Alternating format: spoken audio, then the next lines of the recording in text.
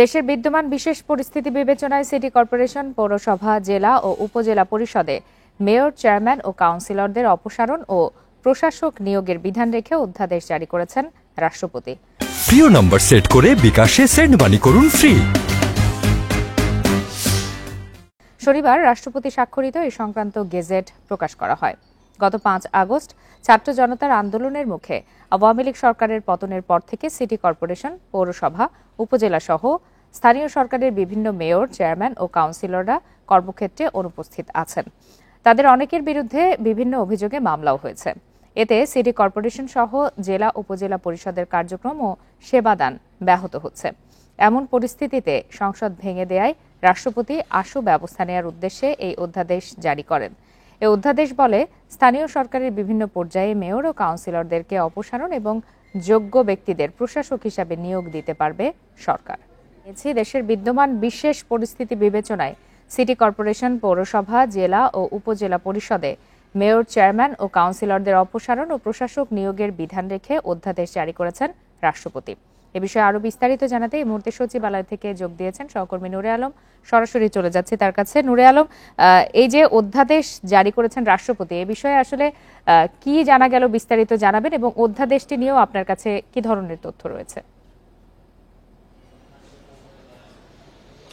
যে অধ্যাদেশটি জারি হয়েছে সেটির বিষয়ে আমি যদি বলি, অধ্যাদেশে যেটি রয়েছে, অধ্যাদেশটি দ্রুততম সময়ের মধ্যে বাস্তবায়ন করা হবে। সেই সঙ্গে বিশেষ পরিস্থিতিতে মেয়র ও কাউন্সিলরদের অপসারণের ক্ষেত্রে সরকারের ক্ষমতা এই আইনের অন্যান্য বিধানে বা অন্য কোনো আইনে যা কিছুই থাকুক না কেন, সরকার বিশেষ পরিস্থিতিতে বিবেচনা করলে বা জনস্বার্থে সকল সিটি কর্পোরেশনের মেয়র বা কাউন্সিলরকে অপসারণ করতে পারবে। সেই সঙ্গে আরও বলা হয়েছে 2009 সালে 60 নং আইনের নতুন ধারা 25 ক এখানে যুক্ত করা হয়েছে এবং সেটি অনুযায়ী এই আইনে অন্যান্য বিধান আপাতত বলবৎ বা অন্য কোনো আইনে যা কিছুই থাক না কেন, সরকার বিশেষ পরিস্থিতিতে বিবেচনা করলে যে কোনো সিটি কর্পোরেশনের কার্যাবলী সম্পাদনের উদ্দেশ্যে একজন উপযুক্ত ব্যক্তি বা প্রজাতন্ত্রের কর্মে নিযুক্ত উপযুক্ত কর্মকর্তাকে পরবর্তী আদেশ না দেওয়া পর্যন্ত প্রশাসক হিসেবে নিয়োগ প্রদান করতে পারবে। সরকার প্রয়োজন বোধে যথাযথ বলিয়া বিবেচিত হয় এমন সংখ্যক সদস্য সমন্বয়ে গঠিত কমিটিকে প্রশাসকের কর্ম সম্পাদনে সহায়তা প্রদান করতে পারবে এবং উপধারা 1 অনুযায়ী নিযুক্ত প্রশাসক এবং উপধারা 2 অনুযায়ী নিযুক্ত কমিটির সদস্যবৃন্দ যদি থাকে, মেয়র ও কাউন্সিলরের ক্ষমতা প্রয়োগ ও দায়িত্ব পালন করবেন।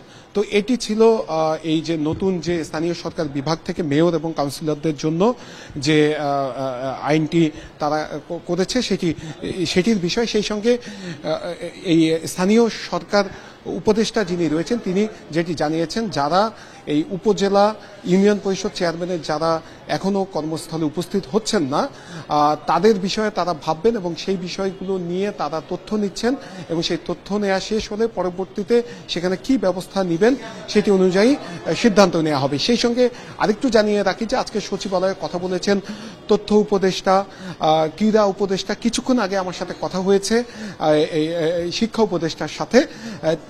তিনি যেটি আমাদেরকে জানিয়েছেন, আজকে যেহেতু স্কুল, কলেজ, বিশ্ববিদ্যালয় খুলেছে এবং আমরা দেখছি যে বেশিরভাগ বিশ্ববিদ্যালয়গুলোতে উপাচার্য, উপ উপাচার্য, কোষাধ্যক্ষ পদে কেউ নেই এবং তারা বেশিরভাগই পদত্যাগ করেছেন। সেই অর্থে বলা চলে যে বিশ্ববিদ্যালয়গুলোতে প্রশাসনিকভাবে এক ধরনের অচল অবস্থা বিরাজ করছে। সেই বিষয়টি নিয়ে আমি উপদেষ্টার সাথে কথা বলেছিলাম। তিনি আমাকে যেটি জানিয়েছেন, 2 থেকে 3 দিনের মধ্যে সব বিশ্ববিদ্যালয় উপাচার্য, কোষাধ্যক্ষ, উপ উপাচার্য নিয়োগ দিয়ে পরিস্থিতি স্বাভাবিক করে আনা হবে। স্কুল কলেজের যে পরিচালনা পর্ষদ রয়েছে সেখানেও আমরা দেখি যে এক ধরনের ক্ষমতার প্রয়োগ সেখানে দেখানো হয়। যখন যে দল ক্ষমতায় থাকে সেইভাবে স্কুল কলেজ পরিচালনা পর্ষদের কমিটি সাজানো হয় এবং সেই কমিটিগুলো এখন অনেকটাই অকার্যকর হয়ে আছে। সেই কমিটিগুলোকে কিভাবে রাজনৈতিক প্রভাবমুক্ত করা যায় সেই বিষয়টি নিয়ে উপদেষ্টা কথা বলছিলেন এবং আমাদেরকে জানিয়েছেন সেটি নিয়েও তারা কাজ করবেন। আর নতুন শিক্ষাক্রম নিয়ে উপদেষ্টা যেটি জানিয়েছেন যে নতুন শিক্ষাক্রমের যে মূল্যায়ন ব্যবস্থা সেটি নিয়ে এক ধরনের হযবরল অবস্থা বিরাজ করছে এবং এটি আসলে বাস্তবায়ন করা অনেক কঠিন।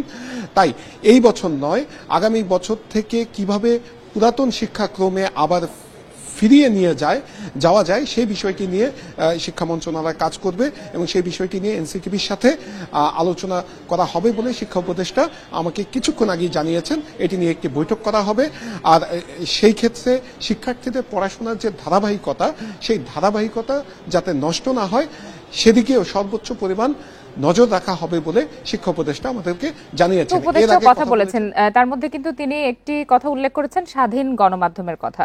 এ বিষয়ে আপনার কাছে আর কি তথ্য রয়েছে?